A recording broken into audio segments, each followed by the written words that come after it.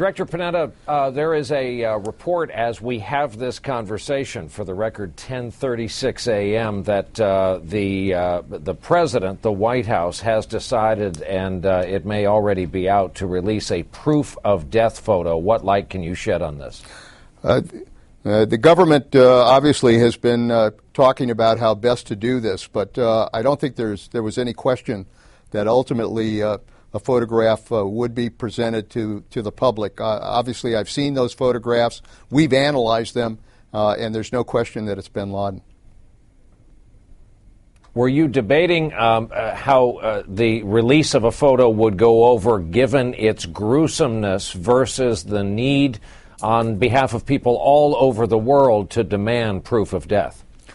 I think there's no question that there were concerns and there were questions that had to be debated about just exactly what kind of impact would these photos have. But the bottom line is that, we got bin Laden, and I think we have to reveal to the rest of the world the fact that we were able to get him and kill him. Is the world safer? Brian, I don't think there's any question that, when you get the #1 terrorist in the world, that we're a little safer today than we were when he was alive. But I also don't think we ought to kid ourselves that killing Osama bin Laden kills Al-Qaeda. Al-Qaeda still remains a threat. They're still going to try to attack our country, and I think we have to continue to be vigilant and continue the effort to ultimately defeat these guys. We've damaged them, but we still have to defeat them. Asked another way, perhaps, what does this change?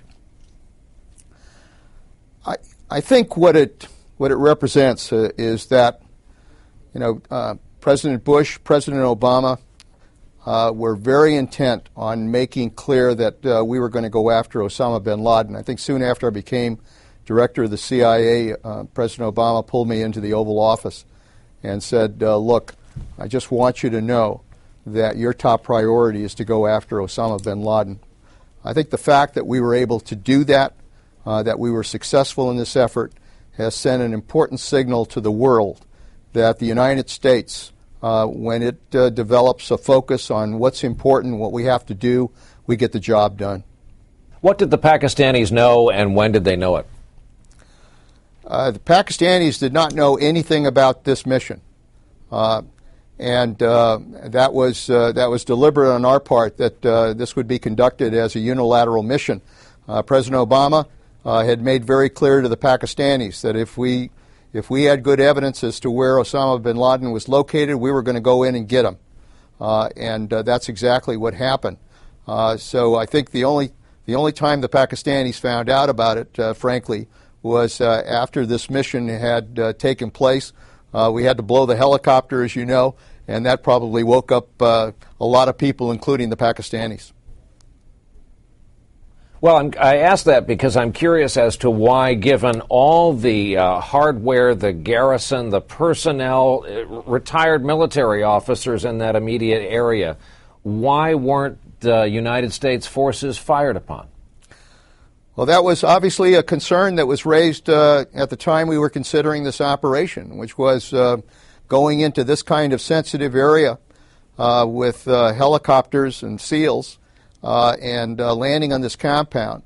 Would the Pakistanis suddenly respond and try to pin down our forces? Frankly, we considered all of those contingencies. That's why we had the backup helicopters in place. But the reality was that I think in going in, I think the military commander felt confident that we would be able to get in and get out, hopefully within 30 to 35 minutes. And the fact was that we completed this operation within 40 minutes, and we had everybody on their way out of that country. And even at that point, the Pakistanis were not aware of just exactly what had happened. Did the president's order read capture or kill, or both, or just one of those? The authorities we have on bin Laden are to kill him. and that was made clear. But it was also, as part of their rules of engagement, if he suddenly put up his hands and offered to be captured, then they would have the opportunity, obviously, to capture him. But that opportunity never developed. And why, I've heard several people asking, could this same thing have been done at the start of the Iraq War to save the lives of all those souls we had to bury, to save all those young Americans from coming home with such grievous injuries in the commission of that war? You know, I believe that Osama bin Laden obviously was the number one terrorist that we were after, and what he did in attacking this country made him clearly the number one target for us. But the fact was that this has been a long and difficult road, and I don't believe there was really another opportunity that had been provided to be able to pin him down and be able to conduct the kind of operation that we did. You know, the bottom line reason that I think the president made the decision to go was that this was the best evidence we had of bin Laden and where he might be located going back to Tora Bora. And because it was the best evidence we had, even though it was circumstantial, it demanded that we take action. You see why I'm asking. The Iraq War was very personal, very personally about one man. And while reasonable people will debate whether or not it was an elective war of the choices after 9/11, it became about him and this so-called single bullet directive by the president aimed to take out one man that of course in the course of it saved so many Americans. I'm just asking if that could not have been a route we could have pursued in that war. Well, you know, I guess there'll be a lot of second guessing as to what could or could not have been the case. But I think the reality was that even though I'm sure a lot of people wanted to get bin Laden from the very beginning, we just did not have the same opportunity to do it as we had within these last few days. I'd like to ask you about the sourcing on the intel that ultimately led to this successful attack. Can you confirm that it was as a result of waterboarding that we learned what we needed to learn to go after bin Laden? You know, Brian, in the intelligence business, you work from a lot of sources of information, and that was true here. We had a multiple source, a multiple series of sources that provided information with regards to this situation. Clearly, some of it came from detainees and the interrogation of detainees, but we also had information from other sources as well, from Signet Intelligence, from imagery, from other sources that we had assets on the ground. And it was a combination of all of that that ultimately we were able to put together that led us to that compound. So it's a little difficult to say it was due just to one source of information that we got. Turned around the other way, are you denying that waterboarding was in part among the tactics used to extract the intelligence that led to this successful mission? No, I think some of the detainees clearly were, they used these enhanced interrogation techniques against some of these detainees. But I'm also saying that, the debate about whether we would have gotten the same information through other approaches, I think is always going to be an open question. So, finer point, one final time, enhanced interrogation techniques, which has always been kind of a handy euphemism in these post-9/11 years, that includes waterboarding. That's correct. How often did the Desert Raid, circa Carter administration, how often did Black Hawk Down in Somalia rattle around your heads, rattle around the room as you sat during the planning stages? Well, that was clearly part of the debate. This was a risky mission. There were a lot of risks and a lot of uncertainties. We had, the bottom line was this, that we had the best intelligence on the location of bin Laden since Tora Bora. That presented an obligation to act. And the President obviously felt that we had that obligation to act. What course we would take, whether we would use an assault the way we did or whether we would try other methods was also debated.